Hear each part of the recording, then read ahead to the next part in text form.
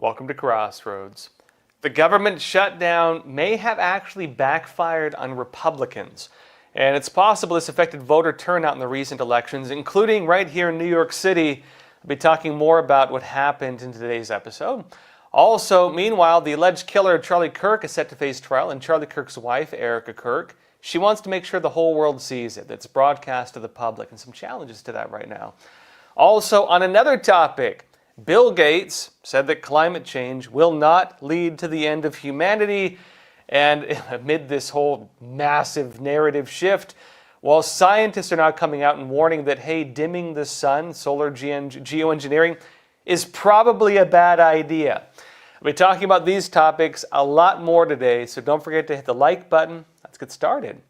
Now, first of all, here in New York City, the government shutdown may have backfired on Republicans.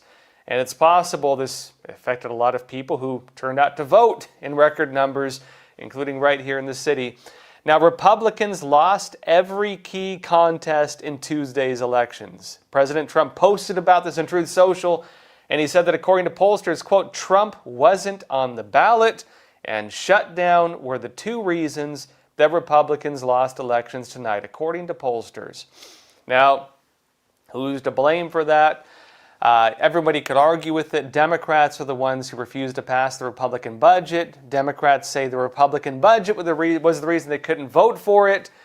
They're going to go back and forth with it. Both sides blame the other. But what really matters is how do voters see it? How do voters see it? And it turns out that voters showed out in record numbers to vote against Republicans. And was that because of the shutdown or because, food stamps got turned off? Who knows? But that did seem to be a big point with it. But also on that point, as some said, millionaires are now looking to escape New York, right? This is after socialist Zoran Mondami was elected mayor. Still has a while before he actually gets in, the official inauguration, but he's now the mayoral-elect.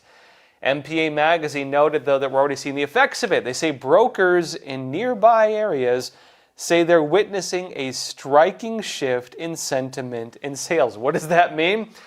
It means that everybody's calling up local areas saying, hey, do you have any houses for sale? Because I'm trying to get out of New York City. They say across Westchester County, northern New Jersey, Fairfield County, Connecticut, agents report that affluent city dwellers, meaning people with money, are acting fast, locking in properties before potential policy changes take effect. And it says, quote, affluent New Yorkers concerned about the upcoming election, with Zoran Mondami leading in the polls, are driving a surge in demand for suburban markets within commuting distance to the city. What does that mean? They want to get out of New York, but they still want to work in New York. I'm not going to live there, but I'll keep my job. You know what I mean? I'll go in 5 days a week and then go live in the suburbs. Great idea. They say areas like Greenwich, Darien, New Canaan, Connecticut are seeing prices climb rapidly as high-income buyers look to relocate in anticipation of potential tax increases and policy changes, said Mark S. Fisher, Regional Vice President, UNMB Home Loans, Inc. And that's going to be a big deal, by the way. You're going to have two different effects of this. Basically, Mondami, what is he saying? He's saying we're going to create wealth by taxing the wealthy. We're going to create more wealth by seizing it from one person and giving it to another. Socialism, right? As opposed to the Trump narrative, which is we're going to create more wealth by removing red tape and encouraging people to build businesses, which will then result in us hiring more people, thereby giving them more money, and also by deporting people who've been defrauding the United States and its systems, thereby driving down wages, creating higher demand for houses, which is causing the houses and prices to go through the roof. What is the solution? Build it or steal it? Socialism or freedom? You be the judge. But what's happening right now is as they're talking about taking money from people, the people who have money are saying, not on my watch, I'm going to leave before you take my money. The age-old challenge of socialism where they say you can't have real communism or real socialism until it's everywhere because you need to make it so people can't escape from it in order to make it work. Right? If people can escape from it, it doesn't work. Because if you're saying, hey, I'm going to rob this guy this weekend and give you half the money, the guy is going to say, not on my watch, I'm moving to Jersey. And that's what's going on. Now, look, on another topic, illegal aliens have been defrauding the welfare system in the United States, as we mentioned. And the White House is now making this front and center. They're saying, look at all these people who've been defrauding you, the taxpayer. I'll be talking more about this after we come back from a quick break. All right, just to pause here for a super quick moment. You are, of course, watching Crossroads with Joshua Philipp. I'm just here to share a message about American Hartford Gold, my own personal gold and silver bullion dealer. Now, obviously, the recent tariffs have made the markets super turbulent and volatile. With every new piece of tariff news, the markets seem to either crash up or crash down. And of course, it's worth mentioning that these conditions don't only affect Wall Street. They affect all of us through our investments and our retirement accounts. That's why I'd like to introduce you to a company that I trust and I myself use to secure my own savings, American Hartford Gold. They specialize in helping Americans move our assets into something tangible, into something you can actually hold, which is physical gold and physical silver, two precious metals that act as a hedge against all those decisions being made in Washington, D.C. They have an A+ rating with the Better Business Bureau. They have thousands of 5-star reviews, and they make the whole buying process super simple. Your metals can be shipped directly to your door, or you can transfer your current retirement account to a tax-advantaged gold IRA. And the best part is that right now, American Hartford Gold is offering an exclusive offer. When you call them today and you mention the name Joshua, you could receive up to $15,000 in free silver with your initial investment. Take advantage of their special offer. You can either just call them at 877-260-2764 or text Joshua to 65532. All their information will also be down in the description box below. And now, back to Crossroads. Welcome back. Illegal aliens have been defrauding the welfare system in the United States. We've all suspected it. It's true. And the White House is now making this issue front and center. Not only talking about it, they're putting photos up of people and just saying, hey, these are the crimes this guy committed, criminal, illegal aliens, and these are the taxpayer-funded benefits they were seizing and taking from you, the American taxpayer.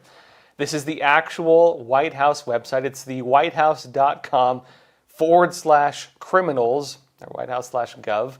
It says the Trump administration has intensified enforcement against criminal, illegal aliens receiving taxpayer-funded Medicaid benefits, arresting hundreds of unauthorized individuals since taking office, including those with serious criminal records who exploited taxpayer-funded Medicaid illegally or through loopholes. They say this crackdown, driven by executive orders prioritizing public safety and fiscal responsibility, has led to the swift deportation of many individuals convicted of heinous crimes, including that precious resource meant for American citizens are no longer diverted to subsidize violent criminals. Now look, it's not a lot of people, okay? It's not a lot of people. They're talking about maybe a few hundred here. And if you understand were there like 20 million illegal aliens, 30 million? We don't actually even know. If it's only like a few hundred, that's not a big problem. But what they're saying basically is that we don't really know the full extent of it.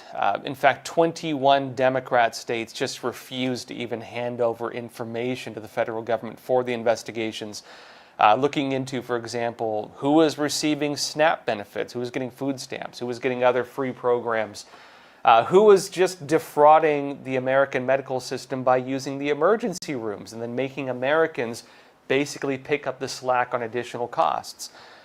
This is the problem, of course, of the free handout system that illegal aliens have been taking advantage of, especially because they're not on the books. We don't really know the full extent of the problem, but the Trump administration is now pointing to this, and in reality, a small subset of individuals who've been violating it. We'll have to see how broad of a problem this is. But they say this. They say, compounding the crisis, Democrats have refused to pass a clean budget bill to end the shutdown unless Republicans concede to their demands for $1.5 trillion in new spending, including restorations to Medicaid expansions. Not even just what's there, but building on it. They say that would effectively extend coverage to over 1 million illegal aliens, funneling an additional $200 billion to such programs over the next decade at the expense of U.S. families. This is part of the big narrative in the United States right now. Republicans are basically saying, look, America first, illegal aliens should not be getting American taxpayer-funded benefits. Democrats are saying free health care for everybody who, not taxpayers. You know, if you're like a middle-income American, no free health care for you, but free health care for everybody, quote unquote, in need. And that includes every single person from every single country who decides to pack their bags and head to the United States. But they say this is the White House. Below, we've highlighted some of those criminals convicted of heinous crimes like murder, rape, burglary, and assault, living here on your dime. And then continues the very long gallery of mugshots, all the individuals, where they're from, the crimes they committed, and what benefits they were enjoying at your expense, funded by the American taxpayer. Have we been subsidizing crime? Have we been paying the bills of murderers? Well, yeah, we have. That is in fact the case. To what extent, we don't actually know because the investigations are being blocked. Maybe we'll find out.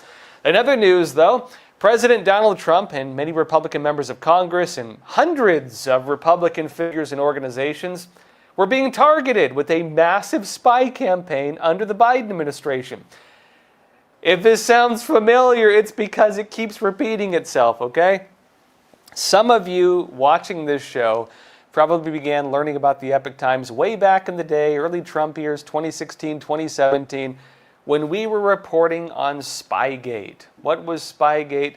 That was FISA abuse. The abuse of ways of course, spying on individuals, revealing their names, and then spying on everybody they're talking to by extension of it, and then spying on everybody that everybody's talking to is also talking to.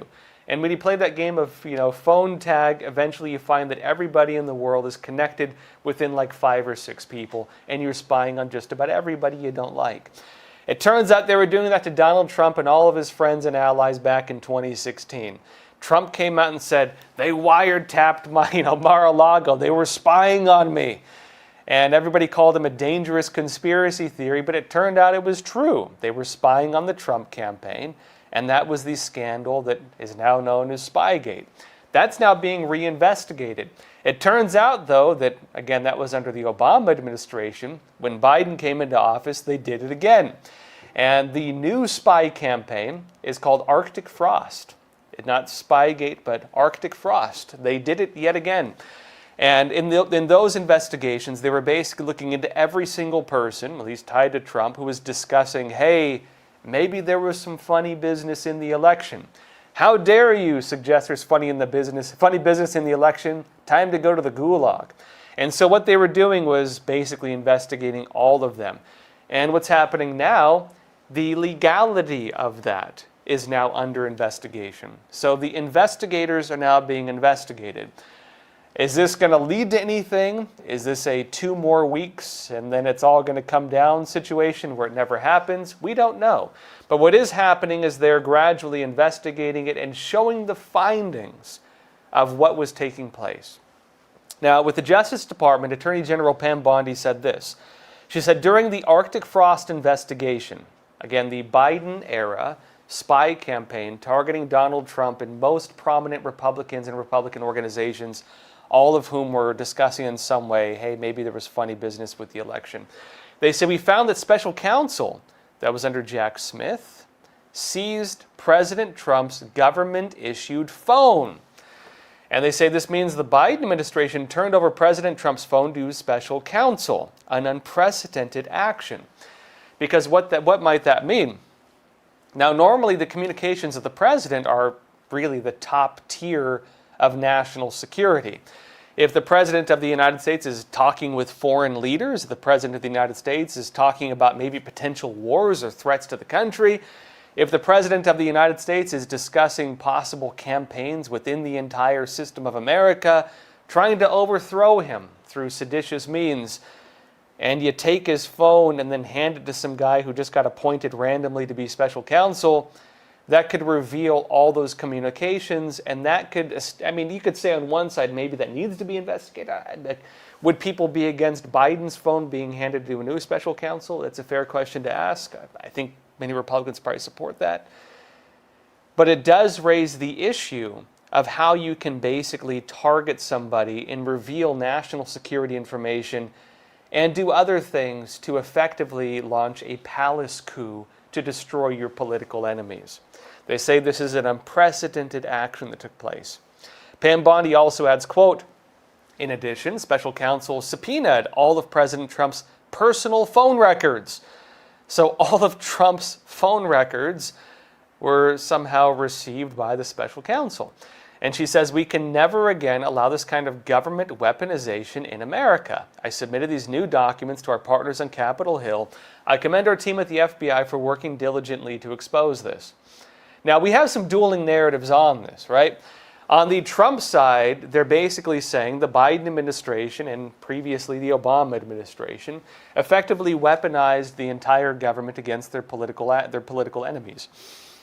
Under the Biden administration, you had the Clinton campaign, the Democratic National Committee, Obama himself, and a lot of members of the intelligence community basically working to investigate Trump.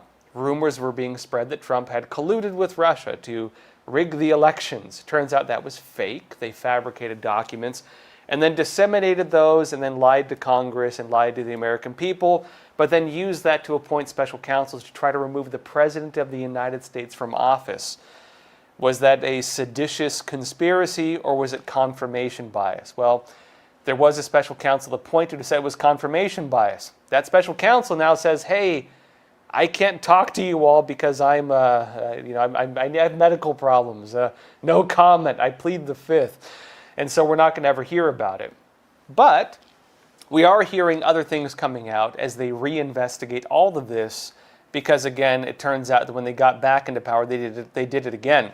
But the seditious conspiracy was not Trump-Russia, collusion. It was Donald Trump tried to destroy democracy. They framed the narrative around this. They prosecuted individuals. They denied exculpatory evidence to the many, many Trump supporters who were thrown in prison for 5 years. Some of them held for very long periods of time without trial. Some of them held in solitary confinement based on information that turns out to be novel interpretations of laws, like January 6th and the use of things, for example, like saying that they were disrupting an official proceeding, which was a financial crime, not a disrupting, congressional procedures crime. Supreme Court upheld that, basically got rid of the charge, and the rest is history. But regardless of it, that was used to form a meta-narrative. Trump tried to overthrow democracy and was plotting against us from within. Now, the Trump administration is basically saying that entire campaign, the investigations, the arrests, the false narratives, the production of false evidence, the false testimony, the destruction of records, the altering of evidence, the destruction of evidence afterwards, the appointment of special counsels to investigate the falsification of records, the creating grand juries in one state to bring charges in a different state, for example, with the raid on Mar-a-Lago, that all of this represented seditious conspiracy in and of itself and was a weaponization of the government against him. And they're saying that us going after that is not weaponization of government, it is ending the weaponization of government. Democrats say Trump is weaponizing the government now to go after all of his enemies. Which side is guilty? You decide. Are they guilty for doing all of that, or is Trump guilty for going after them for doing that? That is the grand question, which shall be decided as the investigations continue. But also on that topic, former special counsel Jack Smith, speaking of one of the individuals now being targeted, who's kind of going to war with Trump over this, he's found himself at the center of these brand new investigations into Arctic frost and what Trump says was a weaponization of government. And Jack Smith is now allegedly planning a way to counter the narratives by exposing the findings of the special counsel. Because remember what happened. When Trump was elected president of the United States, all of the investigations into Trump came to an end. The Biden administration dropped them. Special counsel Jack Smith did not want that to happen. Jack Smith believed that he said this publicly, this isn't rumor, he believed that they were on track to being able to get criminal convictions against Trump, and the whole house of cards was going to come down, and Trump would be just a rough part on the history books for the United States. They wanted to completely destroy Trump and his entire movement. They believed they would have been able to do it based on the course of these special counsel investigations. That was preemptively ended because Trump, became president. And when Trump became president, all those investigations came to an end. The New York Times says this, though. They say Mr. Smith, Jack Smith, has told people in his orbit he welcomes the opportunity to present the public case against Mr. Trump denied to him by the Supreme Court decision. Again, the Supreme Court determined that the special counsel could not continue its investigation, had to drop because Trump was elected president. By the Supreme Court decision asserting broad presidential immunity from prosecution and adverse rulings from the Trump-appointed judge on the federal bench in Florida. They say whether Mr. Smith gets the chance to confront his accusers on the biggest official stage available to him, a public House or Senate hearing, remains very much an open question. And they say some Republicans have privately expressed concern that Mr. Trump's quest for vengeance could backfire by giving a credible anti-corruption investigator an open mic. Now, they say Mr. Smith has said he has, quote, tons of evidence that Mr. Trump had willingly retained the classified documents at his residence in Mar-a-Lago and tried to obstruct the investigation. To that point, I would also say the irony of the Jack Smith investigation is they basically kept releasing stuff to the media. The American people, throughout the entire course of this, kept getting to see what they were investigating, leading us to question fairly, if they say they have evidence, is it any different from the evidence they repeatedly leaked to the public, including the biopic, you could say, that he released after Trump was exonerated effectively of all this, after the investigations came to an end. When the special counsel's office released all of its investigations, despite the fact that they were forced to end, and despite the fact that many of the information was gained through questionable means. For example, creating a grand jury in Washington to launch an investigation in Florida. Or, for example, getting testimony under threat of 20 years in prison using false charges, namely a reinterpretation of a law meant for financial crimes to bring charges against things that turns out shouldn't have been charged in the first place. Getting people to plead guilty to things which were not actually crimes, and then using the guilty pleas to create a meta-narrative. Or, for example, the gathering of evidence through questionable means, spying on people, spying on people's friends, getting the president's phone, looking at those things, and then also working in cahoots with large numbers of other investigations running through Congress and other means, which were also working in collaboration to investigate the former president of the United States. The legality of that is all being called into question. This is what's important right now. The current Justice Department, looking into what it calls Arctic frost, is investigating the validity and possible violations of law of the investigations themselves. And so if the investigations gained information and then formed narratives and interpretations based on that information, you could call it all fruit of the poisonous tree. If it was gained through illegal means, gained through dishonest means, gained through possibly something that may have itself been a sedition against the president, then of course that's going to be a big deal. But we don't actually know yet because it's all still being investigated. New York Times adds, though, back to Jack Smith. They say their efforts are reanimated by a belief that Mr. Smith, despite his claims to the contrary, went beyond the bounds of an impartial investigation to go after Republicans. And as we just saw, Pam Bondi is basically saying, yeah, that was the case. So we shall see. Is this another, 2 more weeks and something's going to happen? Or are they going to actually do something? The American people will have to wait and see. Meanwhile, though, speaking of things happening, the alleged killer of Charlie Kirk is going to face trial. And this is a big question because there's a weird civil war within the conservative movement right now over who done it. Some people are alleging a grand global conspiracy that killed Charlie Kirk. Others are saying, no, it was this crazy kid who had a trans guy who identified as a girlfriend, who was radicalized against Charlie Kirk and expressed these things, and they went and murdered him. We don't know, but it's going to be on trial. And what's happening now, Charlie Kirk's wife, Erica Kirk, she wants to make sure the whole world gets to see this trial. She wants to make sure it's broadcast and everybody gets to watch it, everybody gets to see the evidence, and everybody gets to hear from this guy's mouth why he allegedly, because innocent until proven guilty, allegedly killed Charlie Kirk. Red State says this. They say now the cowardly suspect and his lawyers want to banish cameras from the courtroom because they feel it might prejudice his case. Which I don't know if that's going to work because, when they select the jury, they have to basically say, do you have a pre-existing prejudice that could, color your interpretation of the evidence presented to you?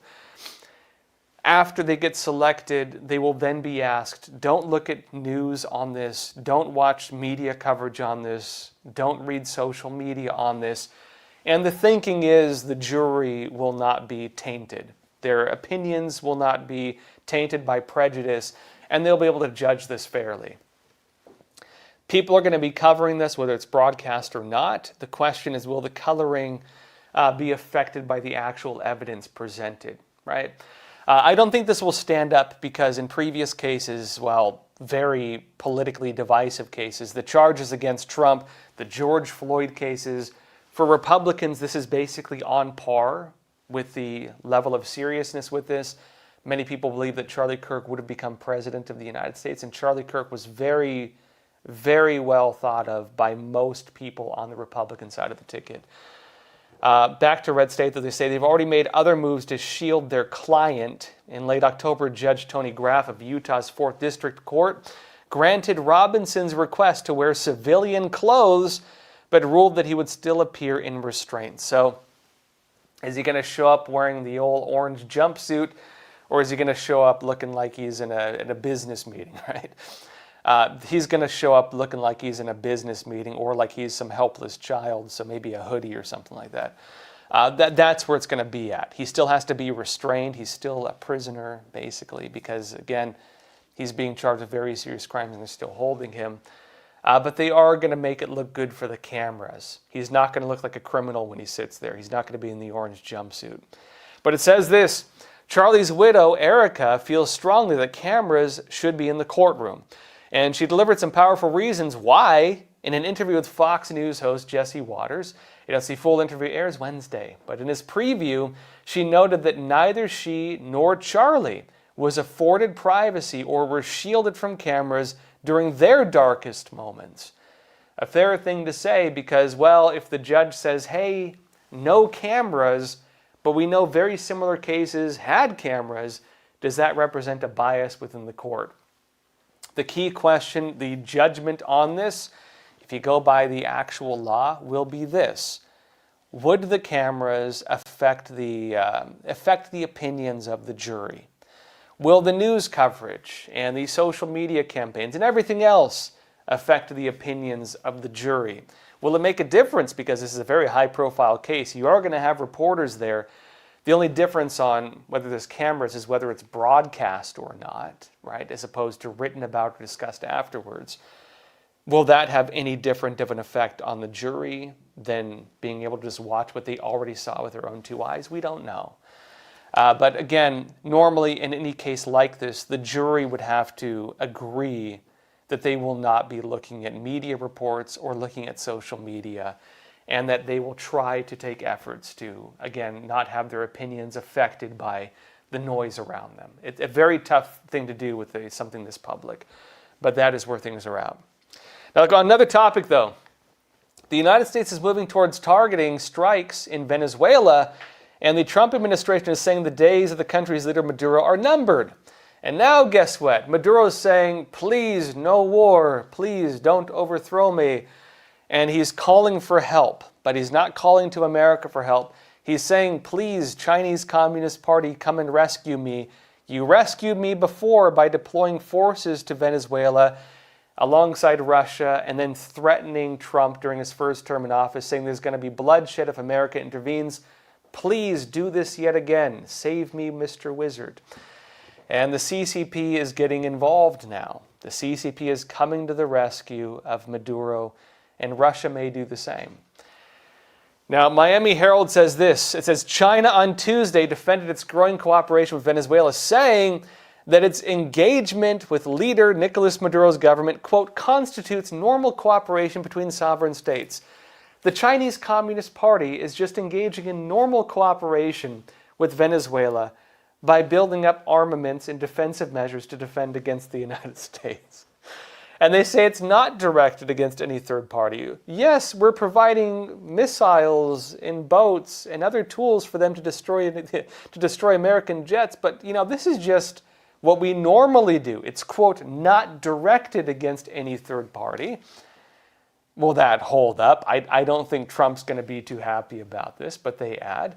It says the comments made by Foreign Ministry spokesperson of the CCP, this is Mao Ning, followed a Washington Post report that Maduro had sought military assistance from Russia, China, and Iran to bolster Venezuela's defenses amid escalating tensions with the United States. In other words, just like Trump and Europe is helping Zelensky, giving him missiles and stuff like that to defend against Russia, so too may Russia and the CCP provide Venezuela with defenses, maybe anti-air armaments, maybe radar systems to detect airplanes, to possibly even shoot down American planes and helicopters and who knows what else.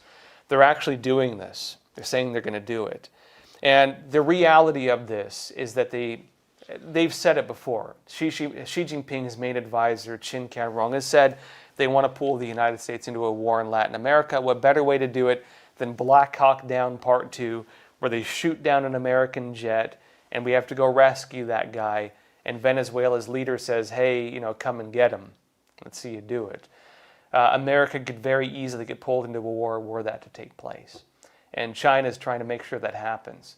They say here, quote, China supports strengthened international cooperation to combat transnational crime and opposes the use or threat of forces in international relations, Mao told reporters in Beijing.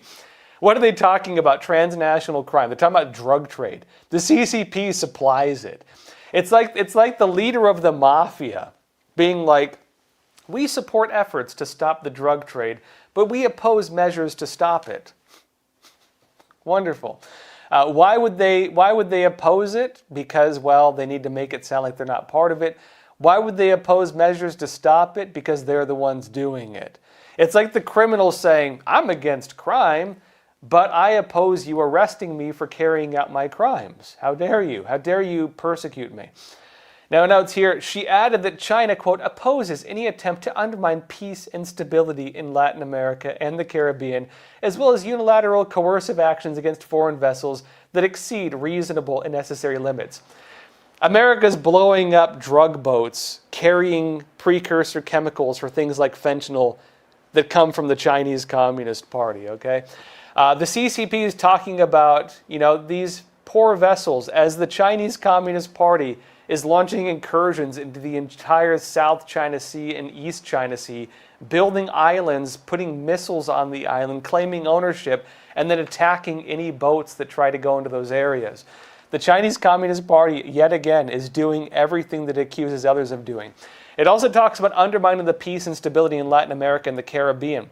What has undermined the peace and stability in Latin America and the Caribbean? Is it the drug cartels that murder politicians and people trying to run for office? Is it the drug cartels that murder people, human traffic people, that bring drugs into the United States, killing well over 50,000 Americans every year, upwards of 100,000 if you count the full cost of it? Or is it the poor drug dealers who risk getting blown up for doing it? Who is the victim here, right? Is it the 50,000 Americans killed by fentanyl? Is it the 100,000 Americans and their families killed, affected by this? Or is it the small, countable on the fingers of two hands drug dealers who are getting blown up in the water? Well, the Chinese Communist Party is saying, well, the people carrying the chemicals we're trying to send to the United States with the purpose of waging an unconventional war against America, how dare you try to stop us from trying to kill you? That is the narrative here. And so that's the basis of what the CCP is saying. But also on that point, Russia may get involved. And they may get involved in other ways that could undermine peace and stability, as some might say.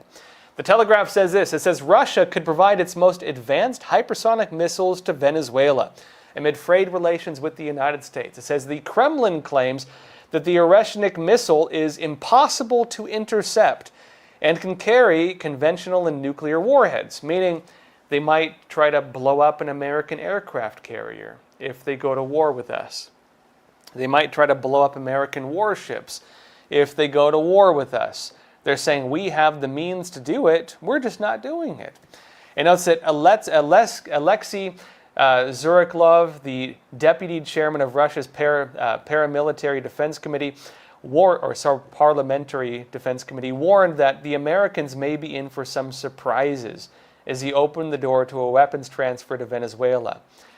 Now, I should note that the reality with Russian politics is that there's a big difference between some, local level politicians saying something and Vladimir Putin saying something. When it comes to Putin, he's looking for a peace deal. When it comes to Putin, he's looking to Trump to basically, try to pull back and end this war.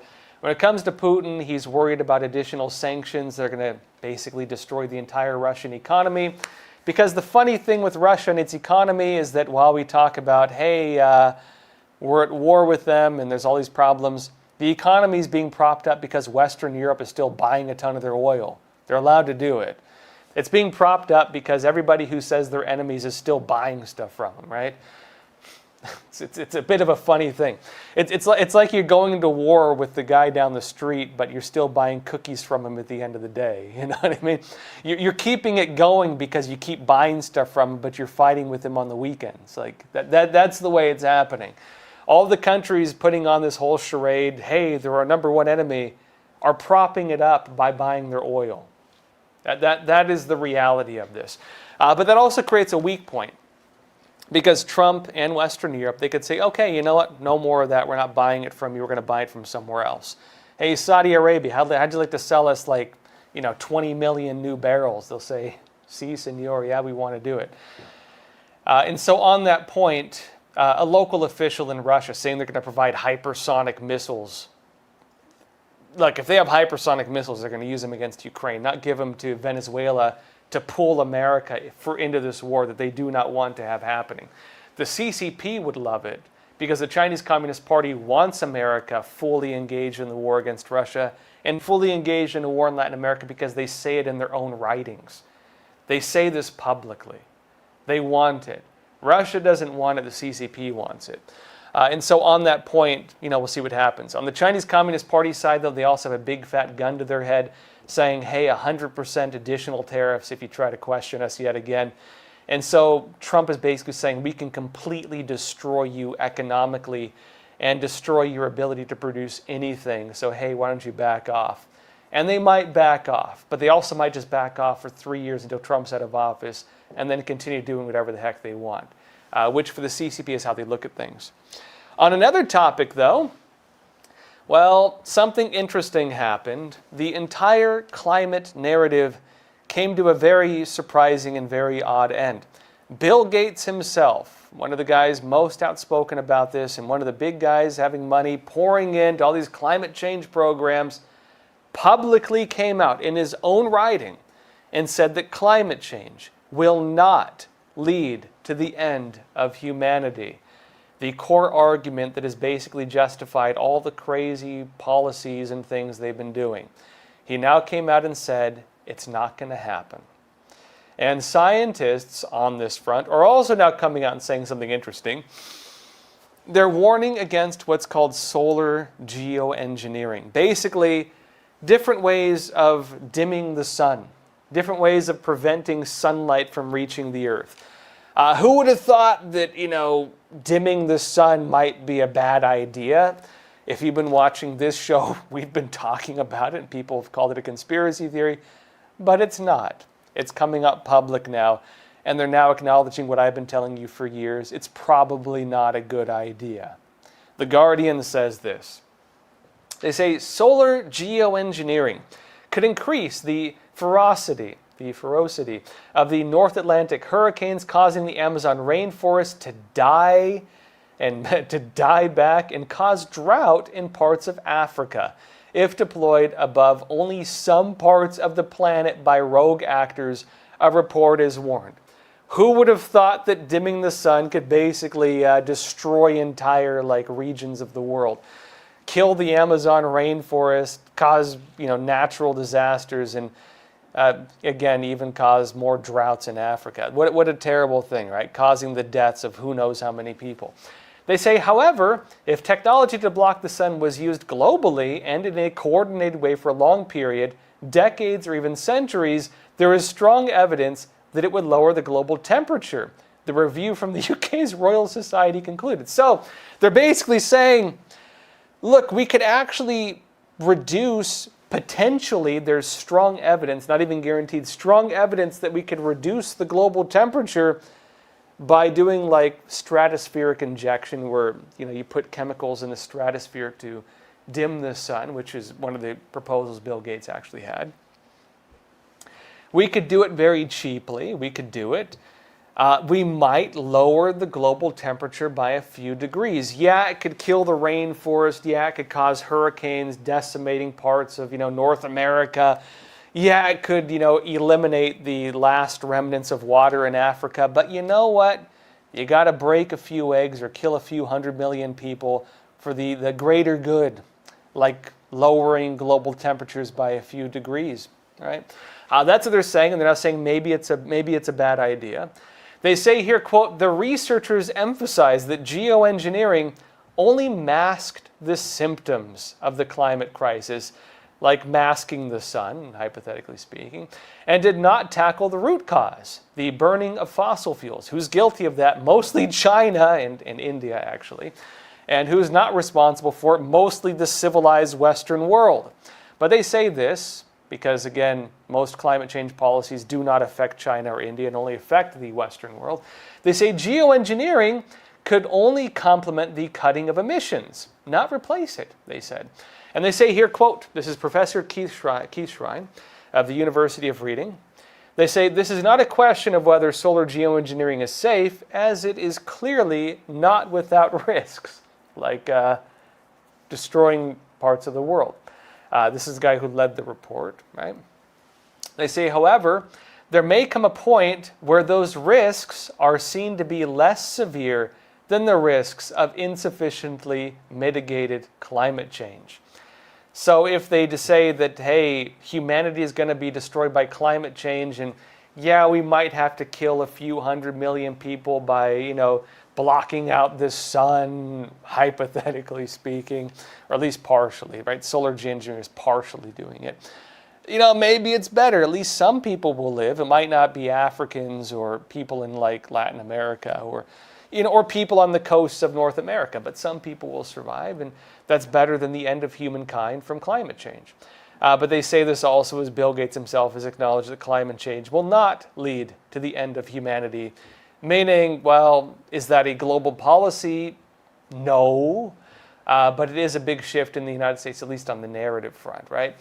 Europe, we'll have to see if they get behind this idea that climate change will not kill us all, because they're still very much on it. And China's, of course, still very much on it, not because they're going to reduce their emissions, but because they want everybody else to do it, because it gives them a global monopoly on energy.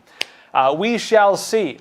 But it does seem that the narrative is turning around now, ever so slowly, but it is turning around. That said, questions, comments, anything you want to talk about, leave it in the chat. Let's jump into some questions. And let's see here. First of all, from Brenda Bates, you're saying, I would rather lose the elections now than next year. Perhaps these jolts by the worst cities and states will bring a bigger victory for common sense in 26 and 28. On that point, the elections that just took place are not in the interests of Democrats. And this may sound strange. But hear me out. Democrats, as in the normal Democrats, do not like Zoran Mondami. In fact, for example, Nancy Pelosi just announced she's going to retire, right? She's stepping down. Chuck Schumer refused to endorse Mondami, right? Mondami does not have the backing of your mainstream Democrats. He has the backing of the socialists. And I know we talk about socialist policies quite a bit. When socialism is on the ballot, most Democrats actually do reject it, at least in terms of surface policy. The ones who embrace socialism is mostly Democratic Socialists of America. Mondami's part of that, a handful of AOC's part of it, Bernie Sanders is part of it. A handful of them are part of that, but they're not the main body of Democrats. The main body of the Democrat Party, they feel that their party is being taken over from the inside by Democratic Socialists of America. That it's kind of the equivalent of the MAGA movement taking over the Republicans. They don't want it. They really don't want it. Their argument is basically this. Not only do they not want it based on just moral principles, they don't want it because they don't think it's going to win elections.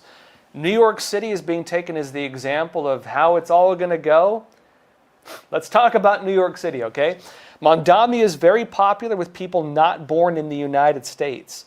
New York City has a massive population of people not born in the United States. If you're an American-born American here, you are a minority. You're a minority. And even beyond that, if you're an American whose parents were not either illegal immigrants or not from here, you're a massive minority. A massive minority. And Mamdani came out and represented those people. He's telling people, we're going to protect you and your family from ICE, no deportations, we're going to give you free handouts, we're going to lower rents by going after the landlords, not by building new buildings, or not really doing it at least. We're going to lower your cost of living by giving you free buses, sticking the homeless people in the subways for programs, and we're going to give you more money by stealing it from the people who make more money. And they're going to leave. So it's an experiment with really far-left socialism, in other words. Is that going to happen? Mamdani is going to be challenged even by Democrats, just like he was challenged by Cuomo. Just like he was challenged by Cuomo, a Democrat. Kathy Hochul, governor of New York, has said that she is going to challenge him. She's not going to delegate some of the money he wants for these programs. Donald Trump says he's not going to give federal money to Mamdani for these programs. And so what does that mean? Mamdani is basically the guy promising everybody a free pony and a free house.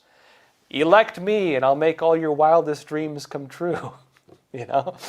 And all of your wildest dreams probably will not come true. You're not going to get that pony. I'm sorry, I know you wanted it, but you're not going to get that pony because the Democrats aren't going to give it to you and the Republicans aren't going to give it to you, and Mamdani is neither. He's a democratic socialist.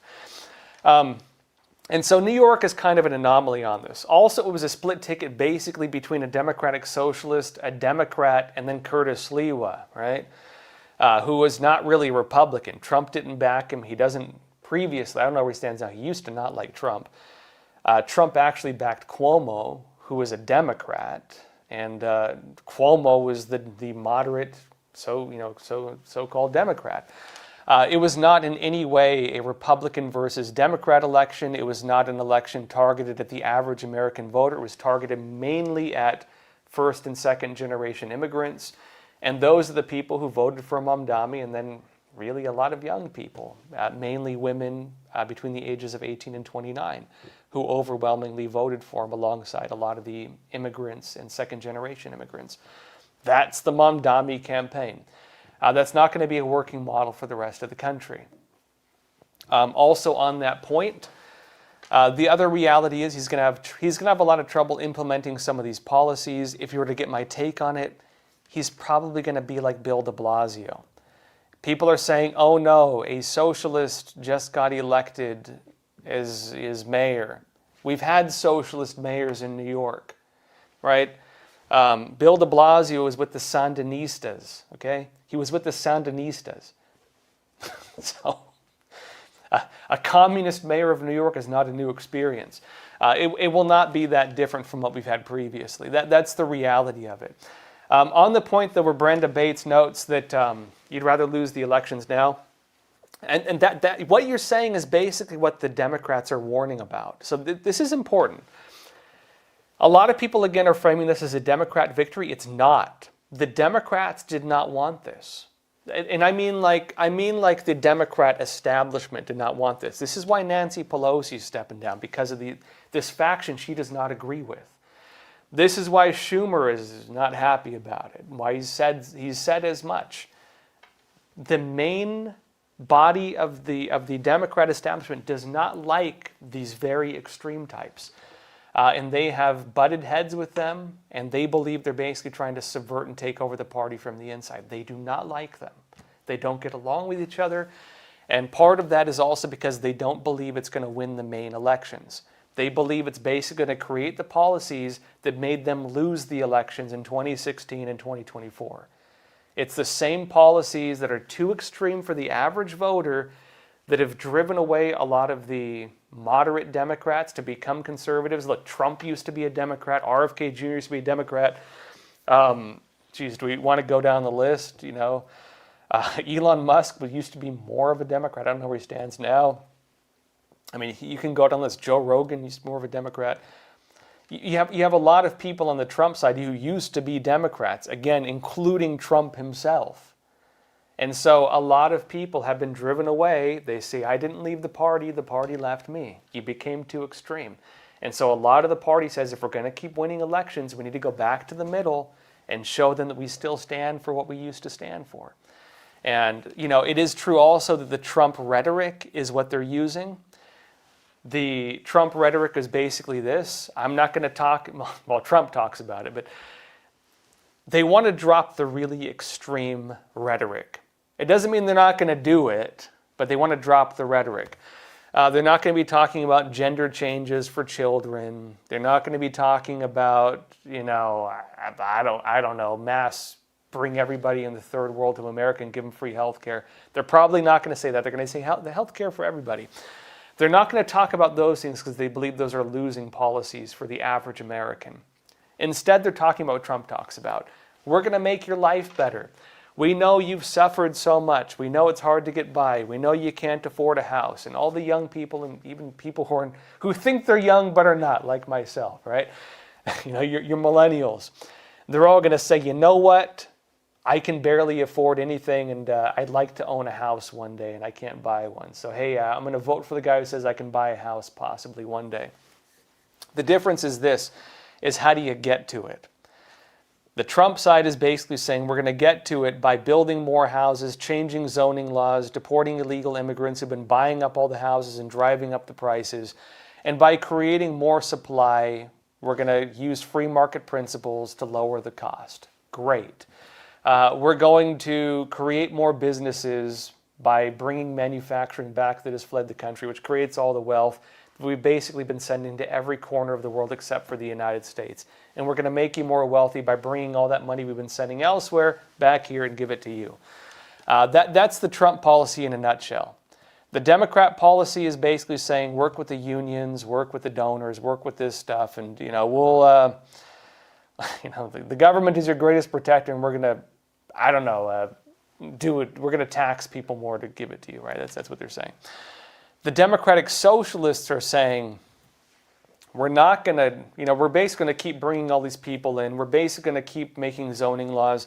We're basically going to increase regulations that have squeezed the markets.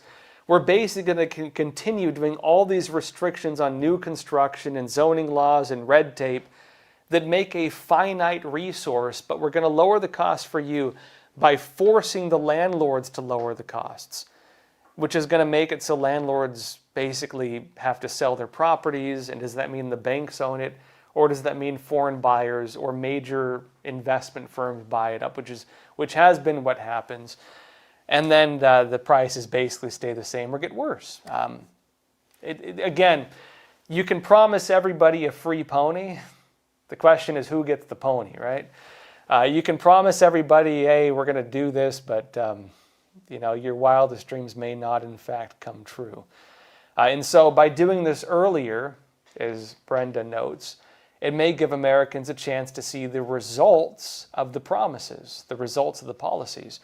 And New York will become a fine example of whether or not those policies work, which, to be blunt, they probably will not because they've never worked in the past.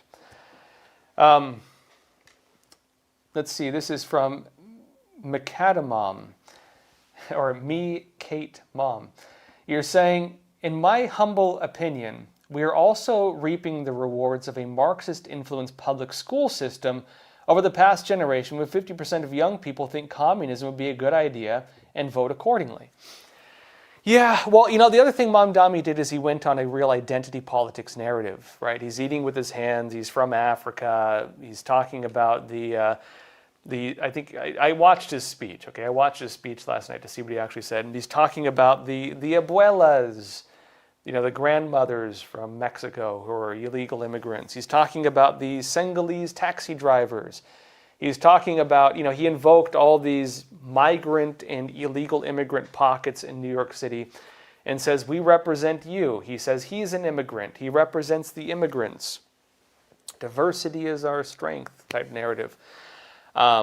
He then talks about, of course, Trump wanting to do ICE operations and deport the illegal aliens.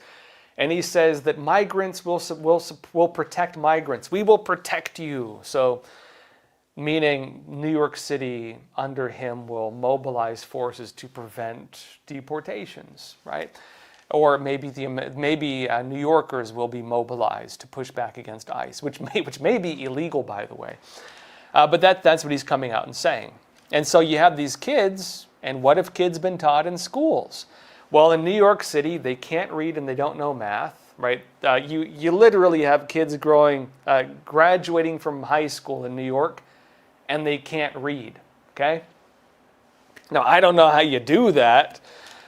There have been cases where kids have come out and they said that basically they got through high school by using like Google Voice, where they're like, read this page to me, Google Voice, because I can't read.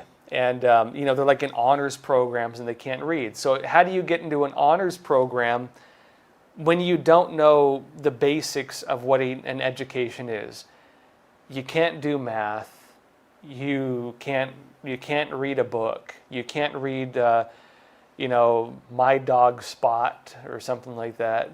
And, you're getting ready to go to college. What have you been doing the entire time? Well, you've been learning something else. What have you been learning? You've been learning about identity politics. You might be able to name the infinite number of genders.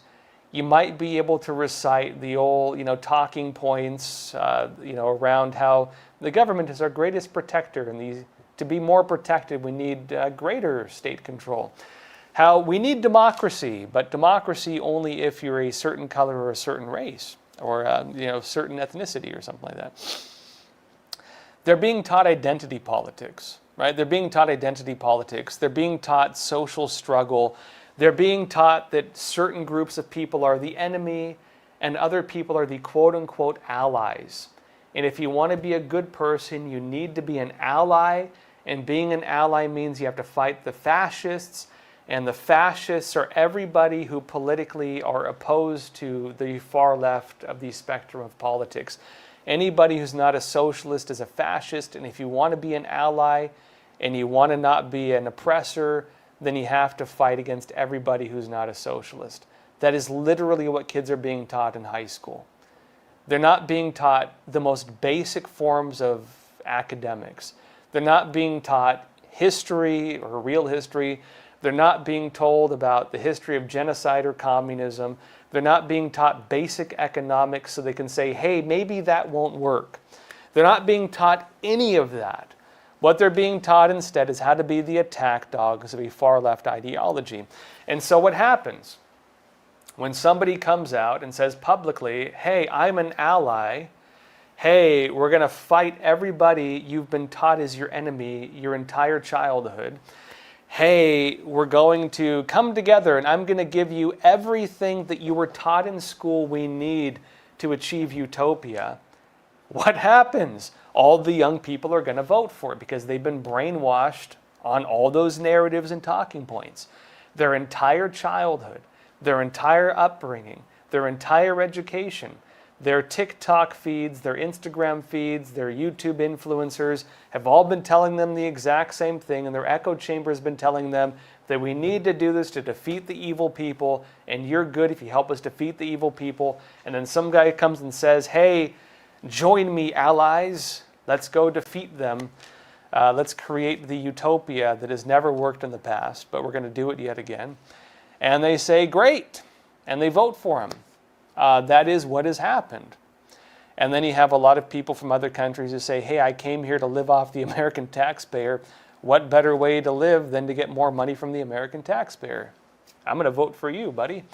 And that's what happens.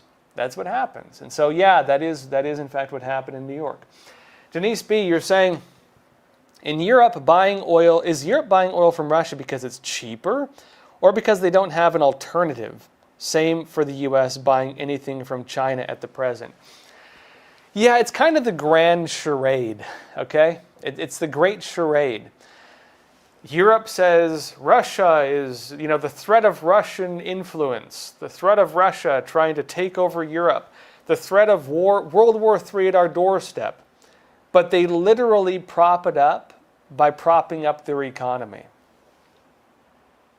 Why do they do that? If the drug dealer down your street is threatening to kill your family, but you buy drugs from him every night, you might be creating the problem. It's the same thing with Europe. Same thing with America, with China. It's the same thing. And so it does raise the question of, maybe the solution is to stop giving them money so they can stop using the money for programs to try to do the thing you're warning about. You have a problem, and then you have the creation of the problem. You are responsible for the creation of the problem. So how do you solve the problem? It's like this. Do you just do this and just keep it, or do you do this? Right?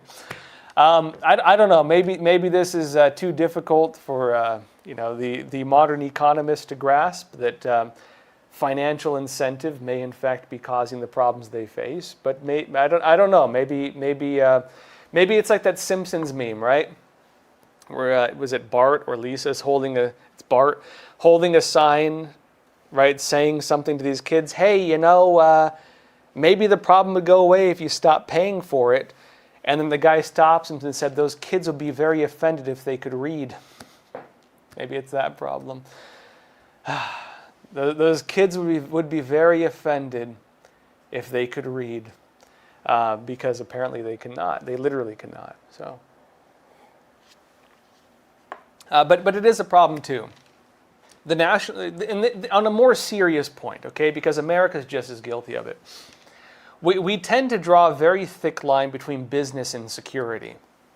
So the big businesses in America and the investment firms have basically propped up the Chinese Communist Party. We've built the monster.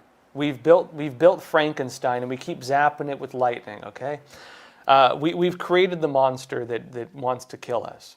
Right? That is what we've done. It has been done through us sending our factories there. It's been done through massive investment. It's been done by states putting your pensions into Chinese Communist Party assets. Okay? Your retirement in some states is in China. And so what do? Well, we don't want to risk our pensions. We don't want to risk losing our businesses. We don't want to risk, hurting investors. So we'll keep building Frankenstein and hitting it with lightning. And then the security side is saying, if you keep doing that, that thing is going to wake up and kill us all. If you keep doing that, it's going to undermine everything we claim to stand for. Keep doing that while we preach free speech, and we're building the system that wants to destroy free speech in every corner of the world. We have a system where we talk about freedom of belief and the freedom of religion, and we're building the monster that's saying and carrying out the largest human rights abuses against religion in any corner of the world, and wants to export it and is exporting it.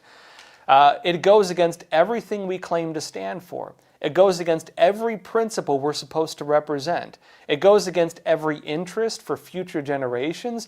It goes against every security interest, every ideological interest, every religious interest, every basis of freedom we're supposed to stand for. But we're doing it because we make money. Is that a moral or good stance? Is that a logical stance? I don't think so. It is temporary gain for long-term destruction. Now, is the threat the same with Europe, with Russia, and buying oil? I mean, look, Trump warned...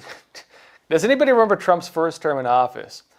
Where he was talking to European leaders, and he's like, look, guys, you're building all this green energy. It's not going to be sustainable, and Russia is going to own you because you're going to have to buy your energy from Russia. And all these European politicians are laughing. Ha ha, that is so funny. I shall laugh about this on my 3-month vacation as well. Ha ha. And what happened? Well, the thing Trump told them was going to happen happened. Hey, yeah, your massive solar panel stuff didn't work, and now you have to buy your energy from Russia because you have brownouts nonstop and it's not sustainable. Lo and behold, the greatest enemy, the consequences of your actions. And that's what they're dealing with right now. Now, could they get out of that? Yeah, they could. They can build new energy infrastructure. They might be able to buy oil from another country, but it's not just oil. It's like they have to buy electricity from Russia just through many means. And so, that is a challenge from them. So they kind of dug the hole that they're stuck in now, right? So I don't know. I'm not saying it's just them, because America's doing the same thing, of course, with China. E. Frago, you're saying, how are fentanyl precursors getting from CCP to Venezuela? Panama Canal? It's mixed. So, okay, so I'm not saying this based on rumor. I'm not saying this based on anything. There have actually been findings of fentanyl precursors in Canada recently, in the exact same blue barrels that we've seen in these aerial footage of these drug boats being blown up. The exact same containers and the exact thing Trump has been saying that's in them, right? It's fentanyl precursors. The Chinese Communist Party, China, is the main source of fentanyl, carfentanil, all these synthetic drugs. Not only that, they're the main source of synthetic drugs overall that is being used to create things like methamphetamine for the cartels all throughout Latin America. Part of that is also going through gangs now in Canada. And in fact, a lot of the largest production facilities are no longer in Mexico, they're in Canada, because it's a much easier border to come across. And you have like other gangs working up there. The Chinese Communist Party also does the money laundering for the cartels, a lot of which they run through the casinos. Native American lands in Canada and in the United States. They do a lot of money laundering through them. And a lot of them have very deep ties to Chinese businesses. But they also do it in Latin America too. Now, when they send the drugs up, I would imagine it's everything, right? It's probably not going through the Panama. It's probably not going through like the Darien Gap, because it's not easy to walk that. Okay, I've been to the mouth of the Darien Gap. It's not an easy walk. Okay, the Darien Gap is the little choke point that connects Central America to South America, right? Colombia, between Colombia and Panama. I can say though, and I've gotten updates on this, if any of you watched my documentary when I was in Panama investigating all this, you might remember there was a scene where we go and we find that there's a bridge being built. They're building a superhighway, and the Chinese Communist Party is involved with it. They're building a superhighway to bridge the Darien Gap. That bridge is now complete. I've actually had some friends down there send me photographs of it. That bridge is now complete. And that is going to be the superhighway, partly with the CCP involved, for mass human trafficking. That's going to be the superhighway for mass drug trafficking. That's going to be the superhighway that's going to bypass and undermine the Panama Canal and create basically a huge shipping industry controlled by those countries and probably China to undermine U.S. power in the region. That's done. They just built, not totally done, they built the bridge, one of the biggest bridges. That's done. It's finished. Some people might say, well, Josh, isn't mass migration over? Isn't the problem of the migrant camps and the mass facilitation of mass migration in the United States over? It's over for the next 3 years, okay? They have not deconstructed most of the camps in Latin America. I know this because I have contacts there who send me photographs of it. It's all still there. All the infrastructure is still there. They're expanding the infrastructure, and they're getting ready for when Donald Trump leaves office and they turn that spigot back on. It's all still there. It is not being stopped, and they're going to turn it back on as soon as somebody comes into office who gives the green light to turn it back on. And unless America does something against that, The problem we used to face is going to come right back. It has not gone away, and a lot of those countries want to use it against us. China wants to use it, Venezuela wants to use it, Colombia wants to use it, Mexico even wants to use it, and all the stuff they had to do it is still there. They're just waiting. That's all that's happening right now. Back to the point of CCP drug trafficking, though. Yeah, so they work a lot. The Cartel of the Suns, allegedly Maduro is the leader of it, according to Trump and Biden. And the Cartel of the Suns works with gangs like, Tren de Aragua, others, which then work with Mexican cartels and also regional cartels and, the Cuban regime and everything else. Now, they're doing mass drug trafficking into the United States using the cartels all throughout Latin America. Why might you say it comes from Venezuela? Because of money. The same reason the cartels in Mexico do it, because of money. Does that mean the Mexican cartels? Does that mean the Mexican cartels depend on the Venezuelan cartel to do it? No. The Mexican cartel is the Mexican economy, the Venezuelan cartel is the Venezuelan economy, the Colombian cartels are the Colombian economy, and they all have this in their own countries because it's their economy. The gangs want to make money, the money pours into the economy, it's a huge part of their GDP, and they want it. And the CCP says, hey, great, I'll supply all the product. That's the way this big game works. And it's just a giant business. And they all want in on it, and they are all in on it. And that's how the game works. All right, everyone, that said, on that light note, let me know what you think in the chat. Do you think something needs to be done to stop these mass trafficking? Do you think Trump is correct to blow up the drug boats? Do you think he should maybe talk to Panama about dismantling the migrant camps, which are waiting for the next round of mass migration? Do you think somebody should maybe pay a little bit of attention to that superhighway being built across the Darien Gap? Let me know in the chat. That said, join me, what today's day? Today's Thursday. So join me tomorrow because I am yet again going to be on Primetime, which is a great show I do with NTD. It's me and Roman and Tiffany and Shelby and Chris Bob and Cindy. Great show. We have a lot of fun doing it.